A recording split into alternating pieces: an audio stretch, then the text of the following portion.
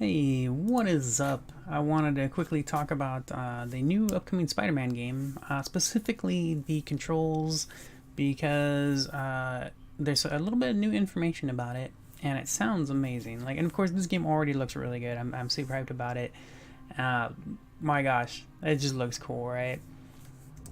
All the Spice played a lot of the Spider-Man games so far, and I recently, with the discussion of the new Spider-Man, people were talking about how Spider-Man 2 is the best game, and I'm just like, I don't even remember ever. I might have played it on PlayStation. I don't know. I don't really remember it though. I must not have played it enough. I don't know. At the time, I might not have been into that kind of thing. I'm not really sure.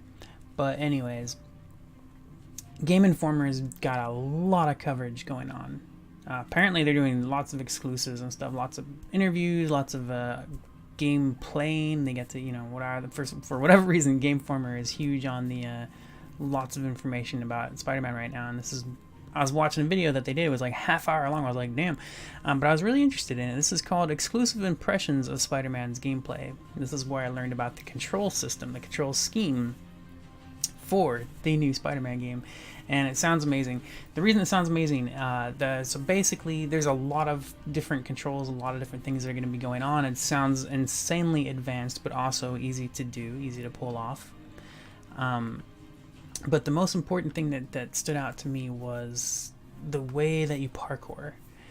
Because with these types of games where you're flying around and stuff like that and doing the parkour system, it often happens where something interrupts you no matter what, right? Every time you do anything, something blocks you, stops you, you're just completely taken out of the flow of the system.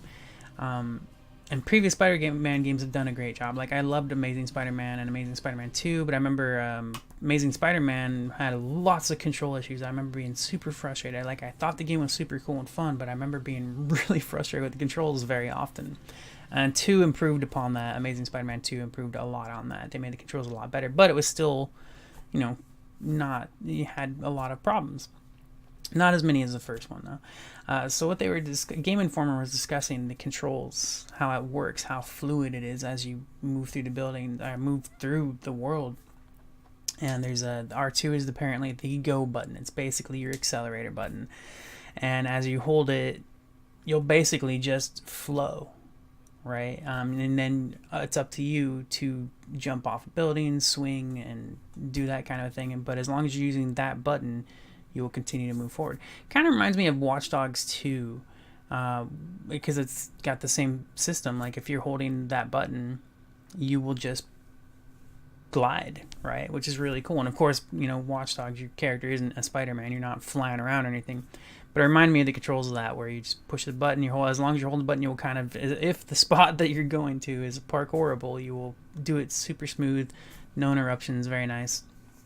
So it sounds really cool with this game because they also very specifically were pointing out the different animations involved, how deep it is, how far Insomniac went into detailing the animations, into making it flow and fluid, so that when you're going from building to building to building, you're not getting interrupted by lampposts, for example. You're not going to like bump into a lamppost and smash into it. As long as you've got your button going, you will just continue to roll, right? And of course, you can improve your momentum with your swings, with your different abilities, the different interactions that you do with your web slinging and stuff.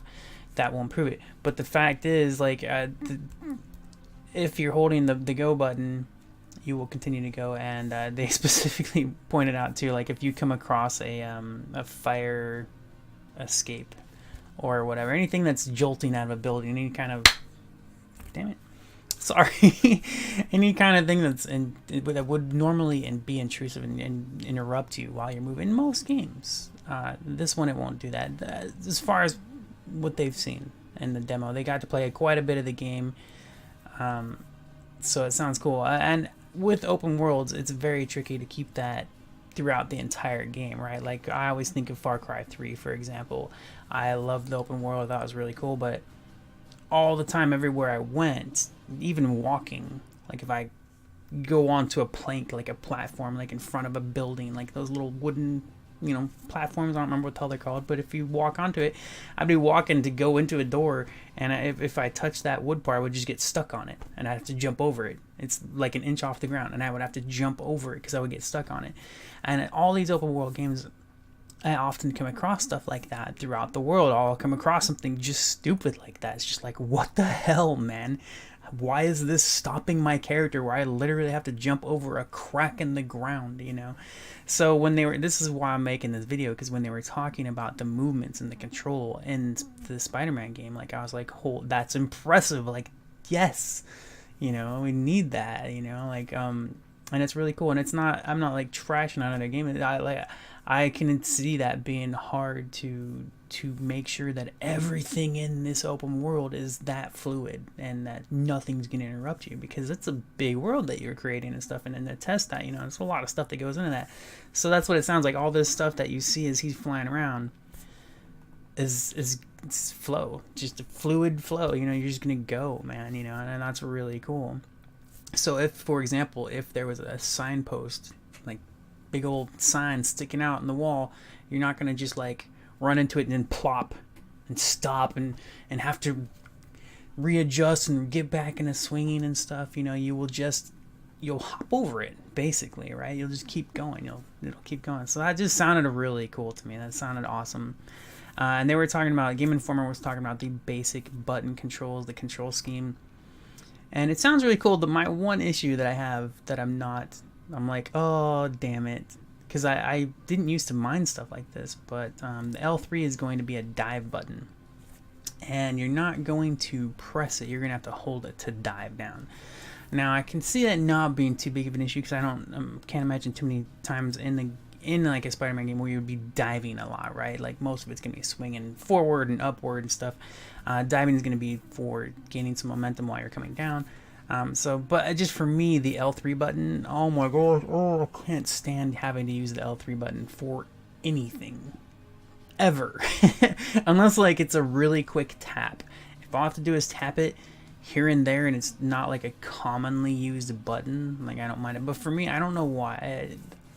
I think I'm assuming it's just because I'm older now. I can't handle controllers anymore. I don't know. That's horrible. Frickin' sucks, but I hate using the L3 button, especially in shooters when it comes to like sprinting, like advanced Call of Duty Advanced Warfare is the one I'll always remember, because I love the movement in that game, in the multiplayer. I love it. I love dashing all over the place, double jumping and boosting everywhere, and you gotta spam that freaking L3 button the whole time you're doing it. And it'd take like 5 minutes before my hand will just be like, ouch, please stop doing this, you know. So that made me miss it on the PC keyboard and mouse. But just as an example, like I don't know. I really don't like having to use the L3 button too much. And when I heard that they have to hold the button and dive, I was like, oh no. They did say that it's very responsive. They said that the whole control scheme and everything is super responsive, so it should be good. I don't know. I'm not like super worried about that. I just was like, oh damn it, you know, whatever. We'll see. I might play it and be like, you know what, this is actually pretty good. It is really responsive.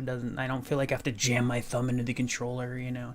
That's the one thing that always gets me when I have to do stuff like that. So, anyways, I love the sound of the movement. It's awesome. Looking forward to this game. Alright, thanks for watching. Talk to you guys later. Bye-bye.